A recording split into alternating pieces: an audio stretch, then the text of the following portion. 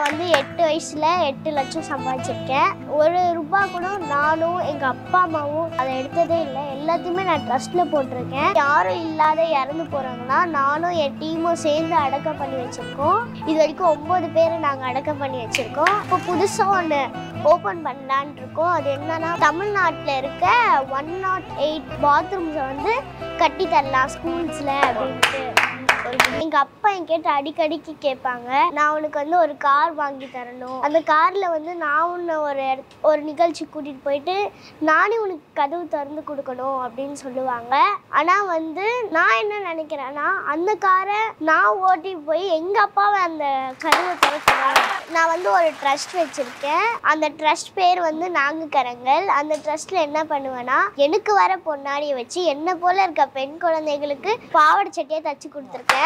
இது வரைக்கும் 800க்கு மேல தச்சு கொடுத்துருக்கேன். அதே மாதிரி யாரும் இல்லாத இறந்து போறாங்கன்னா நானும் என் டீமும் சேர்ந்து அடக்கம் பண்ணி வச்சிருக்கோம். இது வரைக்கும் 9 பேரை நாங்க அடக்கம் பண்ணி வச்சிருக்கோம்.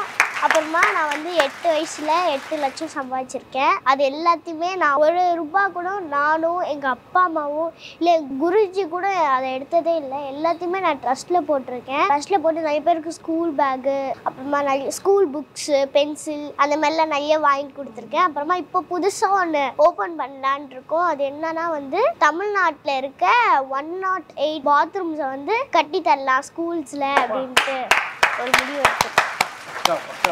இது என்னன்னா நிறைய பேர் பெருசாயிட்டு வாழ்க்கையில நிறைய அடியெல்லாம் பட்டுட்டு ஓகே நம்ம சம்பாதிக்கும் போது இந்த மாதிரி பண்ணணும்னு சொல்லிட்டு யோசிப்பாங்க. பெருசானதுக்கு அப்புறம் இல்ல பெருசானதுக்கு அப்புறம் பட் சின்ன வயசுல இப்படி ஒரு தாட் உனக்கு எப்படி வந்துச்சு? எல்லாமே வந்து என்னோட குருநாதர் தான் எல்லாத்துக்குமே காரணம். ஆக்சுவலா இந்த ஷாலும் அடக்க பண்றதும் அதுக்கும் என் குருநாதர் தான் எனக்கு சொன்னாங்க. ஏன்னா ஃபர்ஸ்ட் ஷாலுக்கு வந்து என்ன சொன்னாங்கன்னா, நான் வந்து என்னோட ஃபர்ஸ்ட் ரெக்கார்டுக்காக அப்போ வந்து சிஎம் சார் வந்து போய் பார்க்க போயிருந்தோம். அப்போ புக்கோ ஷாலும் எடுத்துட்டு போனோம். அப்போ அங்க இருக்கவங்க சொன்னாங்க சிஎம் சாருக்கு வந்து ஷால் பிடிக்காது அப்படின்னு சொன்னாங்க. சரின்ட்டு நாங்க ஷால் வெளில வச்சுட்டு புக்கு மட்டும் எடுத்து போய் கொடுத்துட்டு வெளில வந்தோம். அப்போ நான் என் குருநாதர் கேட்டேன், ஹூ இந்த ஷால் என்ன பண்றது ஹூ அப்படின்னு கேட்டேன். அதுக்கு என்னோட குருநாதர் வந்து சொன்னாங்க, இந்த ஷால்ல யாராவது படுத்திருப்பாங்க ரோட்ல, அவங்களுக்கு குளிருக்கு போத்திக்கிறதுக்காக கொடு அப்படின்னு சொல்லிட்டு, இல்லைன்னா உன்ன மாதிரி இருக்க குழந்தைங்களுக்கு பாவாடை சட்டையை தச்சு கொடுன்னு சொல்லிட்டு சிரிச்சுட்டே அப்படியே போயிட்டாங்க. அப்புறமா அவங்க சொன்ன அந்த சிரிச்சுக்கிட்டே சொன்ன அந்த இதுவே நான் பாசிட்டிவா எடுத்துட்டு அந்த மாதிரி செய்ய ஆரம்பிச்சேன். அதே மாதிரி யாரும் இல்லாத இறந்து போறவங்க அடக்கம் பண்றது வந்து எங்க வீட்டு பக்கத்துல வந்து ஒருத்தவங்க இறந்து போயிட்டாங்க.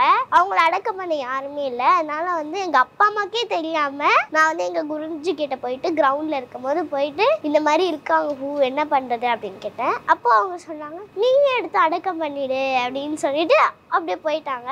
அப்புறமா நான் எங்க அம்மா அப்பா கிட்ட ரிக்வெஸ்ட் பண்ணி கேட்டு நானும் அடக்கம் பண்ண ஆரம்பிச்சேன். அப்பா அம்மா 2 பேருமே வந்து உங்களை கஷ்டப்பட்டு தான் வளர்த்துருப்பாங்க. அவங்கள தான் சொல்லணும்னு நினைக்கிறீங்களா?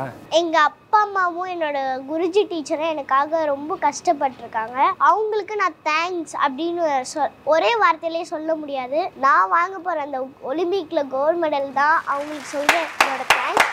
அதுவும் நிச்சயமா என்னோட குருநாதர் ஆசீர்வாதம் நான் நிச்சயமா வாங்குவேன். கண்டிப்பா அது வந்து உங்களுடைய குறிக்கோள், உங்க கொள்கையிலே தெரியுது. நீங்க கண்டிப்பா ஒலிம்பிக் வாங்குவீங்க.